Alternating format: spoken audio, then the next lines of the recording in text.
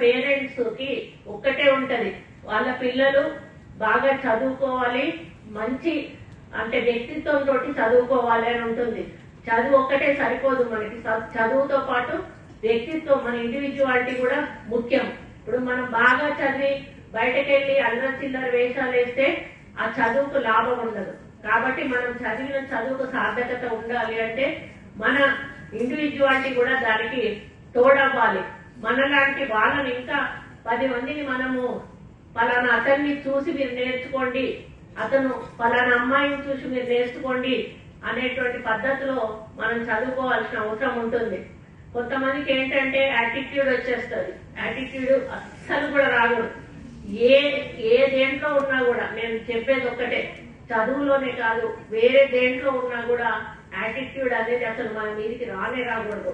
నేను 95 లో ఇప్పుడే చెప్పారు కదా నా హిస్టరీ గురించి, 95 లో డైరెక్ట్ గా హౌస్ వైఫ్ నుంచి నేను మండల పరిషత్ ఎన్నిక కావడం జరిగింది. అప్పటి నుంచి నేను ఎమ్మెల్యేగా ఎన్నిక అవుతూనే ఉన్నాను. లాస్ట్ టైం ఒకసారి ఓడిపోయాను.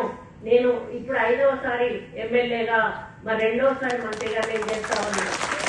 అందరూ అడుగుతారు నన్ను, ఏం మేడం మీరు మినిస్టర్స్ అంటే ఇట్లా కట్టుకుంటారు చీరలు, అట్లా కట్టుకుంటారు, ఇట్లా తయారవుతారు, అట్లా తయారవుతారు అని. అంటే మనం పుట్టినప్పటి నుంచి మినిస్టర్లు కాము. నేను హౌస్ వైఫ్ నుంచి మినిస్టర్ గా వచ్చాను. నేను చనిపోయేటప్పుడు కూడా మినిస్టర్ గా ఉంటానో ఉండనో తెలీదు. మళ్ళీ తిరిగి హౌస్ వైఫ్ వెళ్తాను. ఈ మధ్యలో ఉన్న కొద్ది కాలంలో లేని అలవాటు మనం ఎందుకు చేసుకోవాలి అని చెప్పి నా యొక్క ఆలోచన, అదే చెప్తాను అందరికీ. కాబట్టి మన పర్సనాలిటీ ఏంటో, మన పర్సనాలిటీ ఎట్లుంటుందో అదే విధంగా ఉండాలి. ఇంకొక విషయం కూడా చెప్తాను. మా father he was retired executive engineer from R&B department.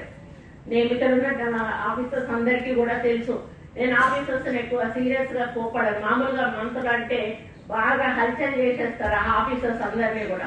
నేను ఏమి అనను, చాలా నిదానంగా చెప్తా, ఇది చూడండి సార్, అది చూడండి సార్, మేడం ఇది చూడండి అని సువర్ణ మేడం కానీ చంద్రశేఖర్ సార్. ఎందుకు అంటే ఆఫీసర్స్ అనేవాళ్ళు, ఇప్పుడు మేము పొలిటికల్ వాళ్ళం, వేలుముద్ర వాళ్ళు కూడా సీఎం అవుతారు, అవుతారా అవ్వరా? వాళ్ళు ఒక ఐఏఎస్ ఆఫీసర్ కావాలంటే వాళ్ళు ఎంత శ్రమ పడితే గాని ఆ స్టేజ్కి వస్తారు. వాళ్ళు మా ముందు కూర్చొని నేను చెప్పింది వాళ్ళు వినాలి. అంటే రాజ్యాంగం రాసింది, అది మనం ఏం చేయలేము. దీన్ని విమర్శగా తీసుకోవద్దు దయచేసి, దీన్ని ఎక్స్పోజ్ కూడా చేయొద్దు. నా మనసులో ఉన్న అభిప్రాయాన్ని నేను చెప్తా ఉన్నాను. మాకు చదువు రాదు, మాకు సబ్జెక్ట్ తెలియదు, ఇష్టం ఉన్నట్టుగా వాళ్ళు ఏదైనా చేస్తే ఇష్టం ఉన్నట్టుగా తిట్టేస్తాం, మీరు ఏ పని చేయలేదు. దానికి రూల్ ఒప్పుకోకపోవచ్చు, దానివల్ల వాళ్ళు చేయకపోవచ్చు. అట్లా అని అందరు ఎట్లా ఉంటారు అన్నాను. కొంతమంది రూల్ పొజిషన్ ఉన్న చేయని ఆఫీసర్లు కూడా ఉంటారు, వాళ్ళు కొంత అడమెంట్ ఉంటారు. అట్లాంటి వాళ్ళని అనడంలో తప్పలేదు. కానీ ఎవరి పని వాళ్ళు చేసుకుపోతున్న వాళ్ళను మనం అప్పుడు కూడా డిస్టర్బ్ చేయొద్దు. మనం రూల్స్ ప్రకారం వెళ్ళాలి అని చెప్పి మరి ఎప్పుడు కూడా నేను సపోర్ట్ చేస్తాను. ఎందుకంటే మా నాన్న ఇంజనీర్ గా ఉన్నప్పుడు ఎంతో మంది కాంట్రాక్టర్స్ వచ్చి మా నాన్నని బిల్లు చేయకపోతే రోడ్డు బిల్లు తిట్టిన సందర్భాలు మేము కళ్ళారా చూసాం. కాబట్టి వాళ్ళ బాధ ఎట్లుంటుందో మాకు అర్థమవుతుంది. కాబట్టి నేను ఆఫీసర్స్ అంటే చాలా రెస్పెక్ట్ ఇస్తాను. ఇప్పుడు మీరు కూడా ఒక మంచి ఇన్స్టిట్యూట్ లో చదువుకున్నారు అంటే, నాకు ఇట్లాంటి ఇన్స్టిట్యూట్ ఒకటి ఉంటుందని ఇక్కడికి వచ్చి ఇప్పుడు వాళ్ళు వివరించేదాకా కూడా తెలీదు.